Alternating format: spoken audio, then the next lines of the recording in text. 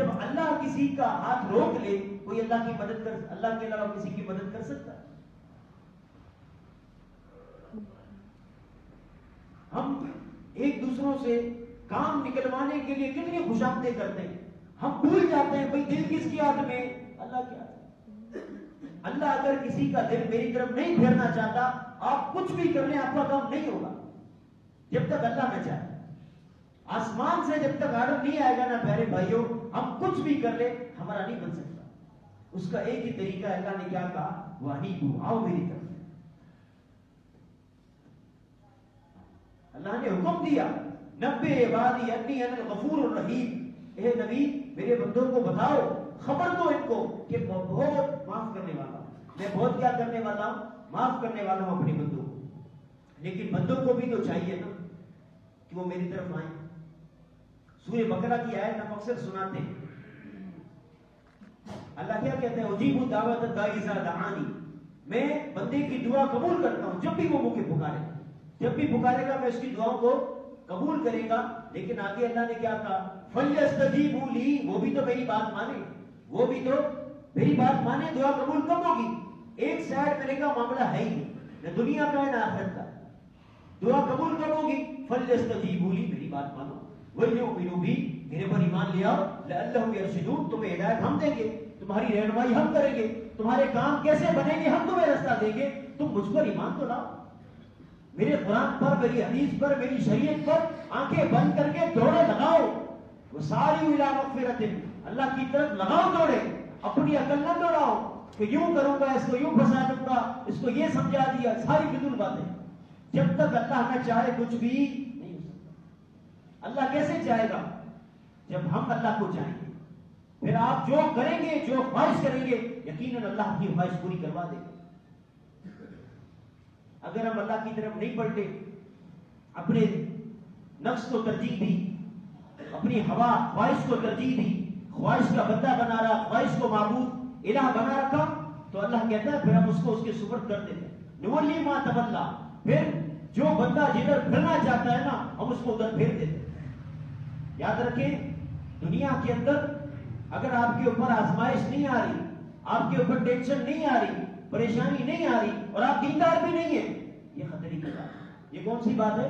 خطرے کی بات ہے کہ ہم اتنی نافرمانی اللہ کی کر رہے ہیں، اس کے باوجود بھی اللہ نہیں دیکھ رہا۔ اس کے بارے میں اللہ نے کیا کہا؟ جو ہمیں بلا دیتا ہے نا، فتحنا علیہم ابواب کل شیء، پھر ہم اس بندے کے اوپر ہر چیز کے دروازے کھول دیتے ہیں، جو مانگتا ہے وہ بھی دیتے ہیں، جو نہیں مانگتا وہ بھی دے دیتے ہیں۔ یہ خطرے کی بات ہے، اور ہم اسی کے طرفدار ہیں۔ ہم کس کے طرفدار ہیں؟ اللہ جو میں خواہش کروں صبح میرے سامنے ہو، آخرت میں کچھ بھی نہیں چاہیے، سب کچھ اللہ میں دنیا میں دے دے۔ پیارے بھائیوں، مسلمان ہیں، اس خواہش سے پہلے اپنے آپ کو تولے کہ میں ایک مسلمان ہوں، میں ایک مومن کہلاتا ہوں اپنے آپ میں، مجھے اپنے رب کے پاس جانا ہے، اپنے رب سے ملاقات کرنی ہے۔ یقین کریں جو سچا مومن ہے نا، اس کو یہ 60 70 80 سالہ زندگی بہت بڑی لگتی ہے۔ بہت کیا لگتی ہے؟ بڑی لگتی ہے۔ وہ دن رات اس امید میں ہوتا ہے کہ کب میں اپنے رب کا دیدار کروں گا، کب میں اپنے اللہ کو دیکھوں گا، کب میں اپنے اللہ سے باتیں کروں گا۔ تو یہ ساری باتیں ہمیں تب سمجھ آئے گی پیارے بھائیوں جب ہم اللہ کی بات کو مانیں گے۔ اللہ نے رجوع کی بات کہا، ہر کسی کے پیچھے نہ چلنا، اس کے پیچھے، اس کے امام کے پیچھے، فلاں کے پیچھے نہیں۔ اللہ نے کیا کہا؟ سب سے پہلے توبہ کرو، پھر تمہیں رستہ چاہیے ہوگا۔ کون سا رستہ تمہیں اختیار کرنا؟ اللہ نے کیا کہا؟ وَاتَّبِعُوا أَحْسَنَ مَا أُنزِلَ إِلَيْكُمْ، بات اس کی مانو جو اللہ نے آسمان سے اتاری۔ جو کہاں سے اتاری؟ اللہ نے آسمان سے ہم نے چیز اتاری ہے نا، اس کے پیچھے لگ جاؤ بس۔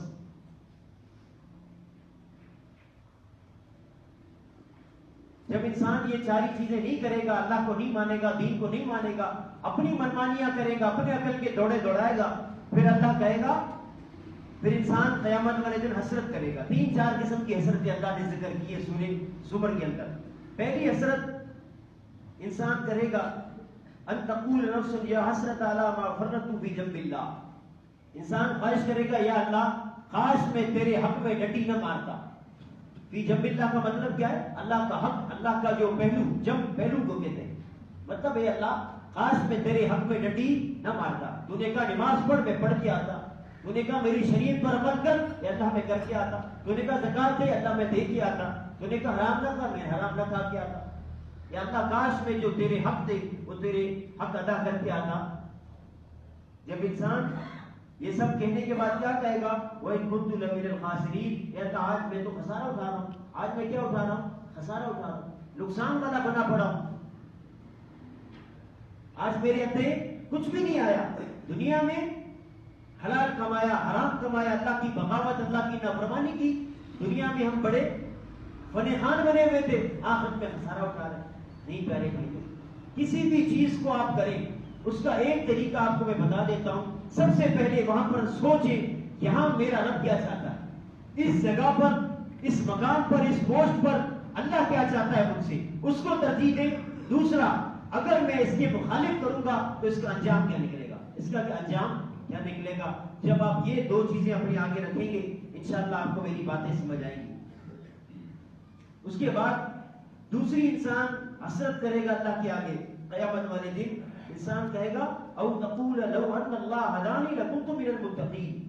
اے اللہ اگر آپ مجھے ہدایت دے دیتے نا دنیا میں تو میں متقی بن جاتا. تو میں کیا بن جاتا؟ متقی بن جاتا. اب بتاؤ، اللہ نے ہدایت نہیں دی ہر انسان کو. ہر انسان کو اللہ کے رسول علیہ الصلوۃ والسلام نے کیا فرمایا؟ کل مولود یولد علی الفطرہ. ہر بچہ دین اسلام پر پیدا ہوتا ہے. ہر انسان کے اندر اللہ کہتا ہے ہم نے اسلام کا نور رکھا ہی رکھا. جو کافر پیدا ہوا ہے نا اس کے دل میں بھی اسلام ہے. پھر اس کے ماں باپ اسے عیسائی، یہودی، کرسچن بنا دیتے ہیں. آج بڑے افسوس کی بات ہے ہم مسلمانوں کے گھر میں پیدا ہوتے لیکن اس کے باوجود بھی ہم مسلمان نہیں. کلام پاک سے ہم بہت دور ہیں. کس سے بہت دور ہیں پیارے بھائیوں؟ اللہ کے کلام سے ہم بہت دور ہیں. ہم اللہ کا کلام پڑھیں ہماری آنکھیں کھل جائیں کہ اللہ تو یہ سارے جو دنیا کے معاملات ہمیں دکھ رہے ہیں اس کی عکاسی تو ہمارا قرآن کر رہا ہے. قیامت والے دن انسان کیا کہے گا؟ یا اللہ اگر آپ